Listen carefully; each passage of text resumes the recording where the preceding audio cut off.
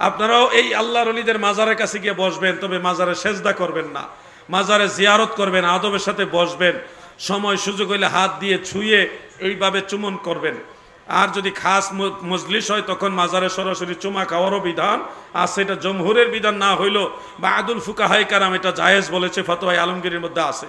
সুযোগ হইলে সবার সামনে না, তাইলে দেখা যাবে ওই চুমা দিতে দিতে একসময় মানুষ সেজদা দেওয়া শুরু করবে। সতর্কতা, যে খাস মজলিস আছেন সেক্ষেত্রে আপনার মায়ের কবরে চুমা খাইতে পারবেন, বাবার কবরে চুমা খাইতে পারবেন, আল্লাহর ওলির কবরে চুমা খাইতে পারবেন, জায়েজ আছে। কিন্তু সবার সামনে যদি এক লোকে চুমা খাওয়া শুরু করেন তখন ভুলবশত অজ্ঞতাবশত কিছু মানুষ সেজদা দেওয়া শুরু করবে, এটা আবার ফিতনার কারণ হয়ে যাবে। স্থান কাল পাত্র বুঝে আপনারা কাজ করবেন, আল্লাহ জ্ঞান দিয়েছে ওই জ্ঞানটা খাটাইয়া কাজ করবেন। মাজার জিয়ারত করা যাবে, আল্লাহর ওলিদের কদম বসি করা যাবে, কিন্তু সেজদা করা যাবে না। এগুলি মনে রাখবেন। সুন্নিয়তের শক্তি দিন দিন বাড়াইতে হলে পীর যার যার সুন্নিয়ত সবার স্লোগানে সবাই এক হয়ে যেতে হবে, সবাই এক কাতারে দাঁড়াইতে হবে। সামনে সময় আসতেছে, আমাদেরকে দাঁড়াইতে হবে। আমাদের দুই একজন ভাই যে কোনো ভুলবশত হোক আর যে কোনো কারণে হোক, তারা হয়তো ভাবছে ওইটাই কল্যাণ, ওই কাজ করে আন্দোলন করছে। এখন তো আমাদের প্রায় 100-র উপরে মাজার দরবার খানকা ভেঙে ফেলা হয়েছে। এইভাবে চলতে থাকলে এটা তো দেশের জন্য একটা গৃহযুদ্ধের কারণ হয়ে যাবে। আমরা এটা চাই না। আগামী বাংলাদেশ আমরা চাই একটা ভালো সরকার আসুক, যেই সরকার জনগণের সরকার হবে, জনগণের নির্বাচিত একটা ভালো সরকার আসুক।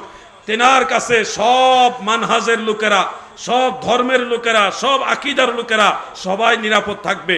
এই মব ভায়োলেন্স এগুলি থাকবে না। আমরা এরকম একটা সরকার চাই। মাজার এগুলি মানে এটা নেগেটিভ নিয়ে একটা বক্তব্য দিয়েছেন। কিছুদিন আগে আবার ঈদে মিলাদুন নবী বলতে কোনো ঈদ ইসলামে নাই, এইভাবে বক্তব্য দিয়েছে, যার কারণে সারা দেশের সুন্নি আলেমরা এটা প্রতিবাদ করেছেন। মাওলানা এনায়েতুল্লাহ আব্বাসী সাহেবের একজন ছাত্র আছে, তার নাম হলো মাসুক। সে অত্যন্ত ব্রিলিয়ান্ট স্টুডেন্ট, খুবই মেধাবী একটা ছাত্র। সে একটা প্রতিবাদ করেছেন। প্রতিবাদের মূল বিষয় ছিল যে আল্লাহ রসুলের মিলাদের বিরুদ্ধে উনি কথা বলতেছেন, ঈদের বিরুদ্ধে, ঈদে মিলাদুন নবীর বিরুদ্ধে। এই জন্য উনি প্রতিবাদ করেছেন। কিন্তু প্রতিবাদ করতে গিয়ে দুই একটা শব্দ চয়নে উনি একটু বাড়াবাড়ি করছেন। শব্দ চয়নটা মানে উনি একটু, আব্দুল মালেক সাহেব একটু খাটো, এই জন্য বুইট্টা মৌলবী কইছে। আঞ্চলিকভাবে, আঞ্চলিক ভাষায় খাটো মানুষকে বুইট্টা বলে আর কি, বুইট্টা মৌলবী কইছে। তারপরে উনি সিরা ভাড়া পাঞ্জাবি পরে, টাকা পয়সা আছে, সামর্থ্য আছে থাকা সত্ত্বেও উনি সিরা ভাড়া, কুনা ভাড়া পাঞ্জাবি পরে, সিরা পাঞ্জাবি পরে, কুনা ভাড়া, এইগুলা তো ইসলামী ইয়া না, কালচার না। ইসলামী কালচার হবে গুল পাঞ্জাবি। উনি কেন এত বড় মসজিদের একটা খতিব হয়ে সাইড কাটা পাঞ্জাবি পরে খুতবা দিবে কেন? এটা তো সুন্নত না। সাইড কাটা কুনা ভাড়া পাঞ্জাবি কিন্তু সুন্নত না। এটা অভ্যাসগতভাবে ইসলামিক সুন্নতি পোশাকের সাথে অনেকটা সাদৃশ্য রাখে বিদায় আমরা পড়ি, কিন্তু এটাকে সুন্নত বলা যাবে না। তো খতিব সাহেব যেহেতু কুনা ভাড়া পাঞ্জাবি পরে উনি খুতবা দেয়, এই জন্য এই মাসুক আব্বাসী সাহেবের ছাত্র কইছে যে এটা ফকিন্নি মৌলবী। তো এইভাবে বলা তার উচিত হয়নি। আরো সুন্দর শব্দ দিয়ে সে বলতে পারতো, যেহেতু উনি একজন সম্মানী মানুষ, আলেম মানুষ, তো সেই হিসাবে আর একটু অন্যভাবে প্রতিবাদ করতে পারতো। আমি মাসুককে ধন্যবাদ জানাই, সে রসুল করিম সাল্লাল্লাহু আলাইহি ওয়াসাল্লামের ঈদে মিলাদুন নবীর পক্ষে কথা বলেছে। কিন্তু এই শব্দ চয়নে যে নেগেটিভ মন্তব্যগুলি ওগুলির জন্য উৎসাহ দিচ্ছি না। ওগুলি অবশ্যই সতর্ক হয়ে কথা বলা উচিত। যে কোনো আলেম হোক, যেই দলের আলেম হোক, আলেমদের সম্মান করতে হবে। আপনার সম্মান দিয়ে সে যেন বুঝতে পারে যে আপনি হক। শব্দ চয়নে আঘাত করবেন না। অনেকে দেখছি মাসুককে বলতেছে মাপ চাইতে হবে, এই করতে হবে, সেই করতে হবে। কেন? মাসুক ভুল করেছে, অবশ্যই তার শুধরানো দরকার আছে। যদি মাপ চাওয়ার প্রশ্ন আসে তাহলে আপনাদেরকে আগে মাপ চাইতে হবে। কারণ মুফতি এনায়েতুল্লাহ আব্বাসী সাহেব বাংলাদেশের একজন প্রথম সারির আলেম, তাকেও গাবগাছি বলে বিভিন্ন কটু মন্তব্য দিয়ে ওনাকে গালি দেওয়া হয়েছে। তো যারা আব্বাসী সাহেবকে আগে গাবগাছি বলছেন, আপনার আগে ক্ষমা চান, পরে মাসুকও মাপ চাইব। নিজেরা গালি দিলে কোনো অসুবিধা নাই, আর নিজেদের উপরে ফললে গিয়া বিশাল নসিহত বাণী, নীতি বাক্য ঠেলা বাইরে, এগুলো ঠিক না। আমরা উভয় পক্ষকে সংযত হয়ে শালীনভাবে কথা বলার জন্য পরামর্শ দেই। কি কথা ঠিক আছে না? মাসুক ছেলেটা অনেক মেধাবী, তার কল্যাণ কামনা করি, তার জন্য দোয়া করি সে যেন আরো স্টাডি করে, মনক্ষুণ্ণ না হয়, মনের দিকে দুর্বল না হয়। আমরা তার জন্য দোয়া করি, আল্লাহ তার ভবিষ্যৎ উজালা করুক, ইলমিভাবে খেদমত করার তৌফিক দোক। তবে ভাষা এবং শব্দ চয়নে আর একটু সতর্ক হইতে হবে। হঠাৎ করে একজন বৃদ্ধ মানুষ, বয়োজ্যেষ্ঠ মানুষ, প্রবীণ আলেম, অথবা ধরেন একজন খাটো আলেম বয়সে, বড় কিন্তু খাটো, ওনাকে বুইট্টা মৌলবী বলাটা উচিত না। এইভাবে শব্দ চয়ন আলেমদের মুখে মানায় না। কথা ঠিক আছে না ভাই? এই শব্দ চয়নে সতর্ক হইতে হবে, কিন্তু এলমি ব্যাপারে মোকাবেলা করতে হবে। অনেক ভাইরা অনেকভাবে খেয়ানত করে, এগুলি ধরে দিতে হবে। আল্লাহ তাআলা মাসুক সহ সকল সুন্নি যারা নবী প্রেমিক যুবক আছে তাদেরকে কবুল করুক, বলেন আমিন। সালাতুন ইয়া রাসূলুল্লাহ,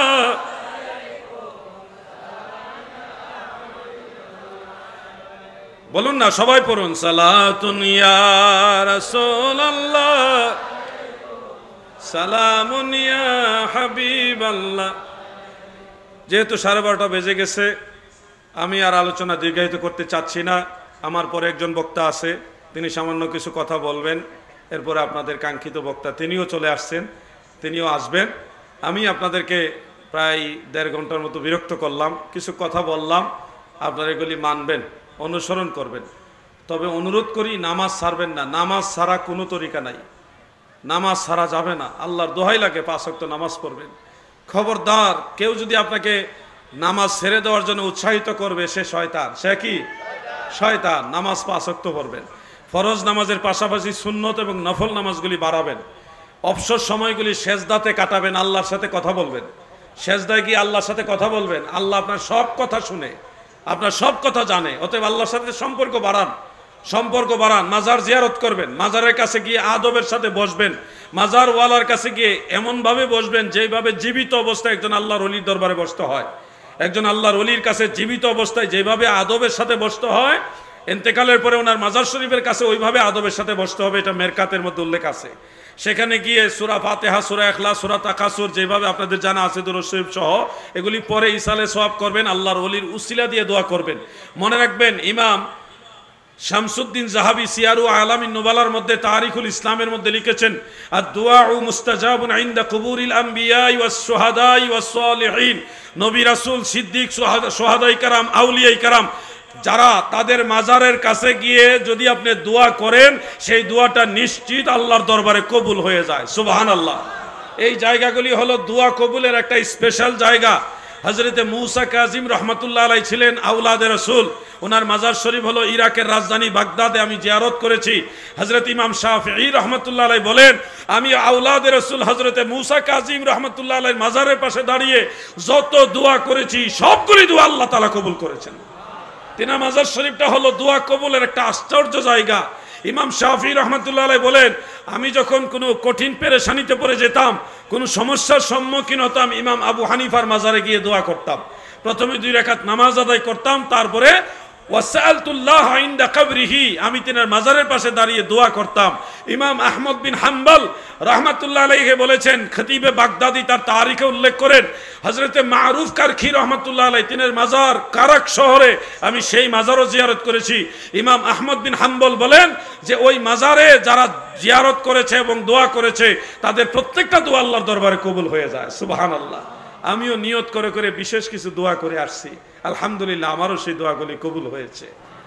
আপনারাও এই আল্লাহর ওলিদের মাজারের কাছে গিয়ে বসবেন, তবে মাজারে সেজদা করবেন না, মাজারে জিয়ারত করবেন, আদবের সাথে বসবেন। সময় সুযোগ হইলে হাত দিয়ে ছুঁয়ে এইভাবে চুমন করবেন। আর যদি খাস মজলিস হয়, তখন মাজারে সরাসরি চুমা খাওয়ারও বিধান আছে। এটা জমহুরের বিধান না হইল বাদুল ফুকাহায়ে কেরাম এটা জায়েজ বলেছে, ফতোয়া আলমগীরের মধ্যে আছে। সুযোগ হইলে সবার সামনে না, তাইলে দেখা যাবে ওই চুমা দিতে দিতে একসময় মানুষ সেজদা দেওয়া শুরু করবে। সতর্কতা, যে খাস মজলিস আছেন সেক্ষেত্রে আপনার মায়ের কবরে চুমা খাইতে পারবেন, বাবার কবরে চুমা খাইতে পারবেন, আল্লাহর ওলির কবরে চুমা খাইতে পারবেন, জায়েজ আছে।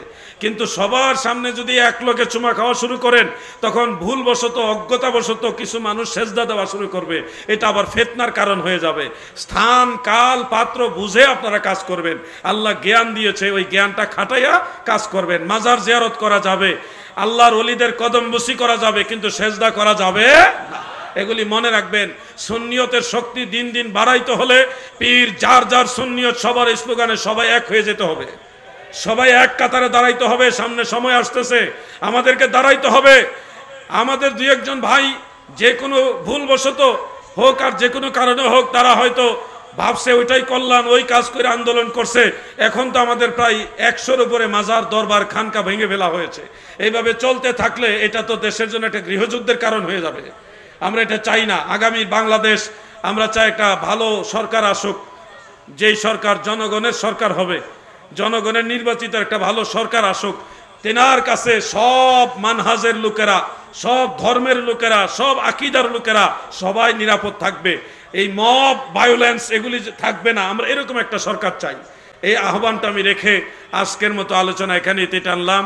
দরবারের কর্তৃপক্ষ যিনারা আছেন, বিশেষ করে আওলাদে রসুল, আওলাদে ওলি, আওলাদে আমির ভান্ডারী সৈয়দ আল্লামা মোহাম্মদ আবু সৈয়দ শাহ আমির ভান্ডারী রহমতুল্লাহ আওলাদ, সৈয়দ মোহাম্মদ তৌহিদ শাহ আমির ভান্ডারী মাদ্দাজিল্লাহুল আলী, এবং যিনি সাজ্জাদানশীল নায়েবে সাজ্জাদানশীল আছেন শাহজাদা সৈয়দ মোহাম্মদ মুনাওয়ার মিসবাহ শাহ আমির ভান্ডারী, তিনাদের কৃতজ্ঞতা স্বীকার করছি। সাথে আমার বুরহান ভাই সহ তিনাদেরও শুকরিয়া আদায় করছি আমাকে কথা বলার সুযোগ দেওয়ার জন্যে। আল্লাহর দোহাই লাগে নামাজ ছাড়বেন না। নামাজের কথা শেষেও বলে আমি আমার আলোচনা শেষ করলাম। আলবিদা, আসসালামু আলাইকুম ওয়া রাহমাতুল্লাহি ওয়া বারাকাতুহু। মারহাবা মারহাবা। সম্মানিত প্যারা হাজরিন, আজকের এই আজীবন নূরানী ইরফানি রূহানি মাহফিলে সম্মানিত আলোচক, সুদূর ফরিদপুর থেকে আগত মুনাজির আহলে সুন্নাহ, রওনাক আহলে সুন্নাহ হযরতুল আল্লামা জনাবে মাওলানা মুফতি আলাউদ্দিন জিহাদি সাহেব মাদ্দাজিলহুল আলীকে সম্মাননা স্মারক প্রদান করছেন আওলাদে আমির শাহজাদা সৈয়দ সাইমুল্লাহ শামীর মাদ্দাজিলহুল আলী। আজকের আজীবন মাহফিলের সম্মানিত আলোচক হযরতুল আল্লামা জনাবে মাওলানা মুফতি আলাউদ্দিন জিহাদি সাহেব মাদ্দাজিলহুল আলীকে সম্মাননা স্মারক প্রদান করছেন আওলাদে আমির শাহজাদা সৈয়দ সাইমুল্লাহ শামীর মাদ্দাজিলহুল আলী। মারহাবা মারহাবা। সম্মানিত হাজির, আপনারা বসুন। এখন থেকে অল্প কিছুক্ষণের মধ্যে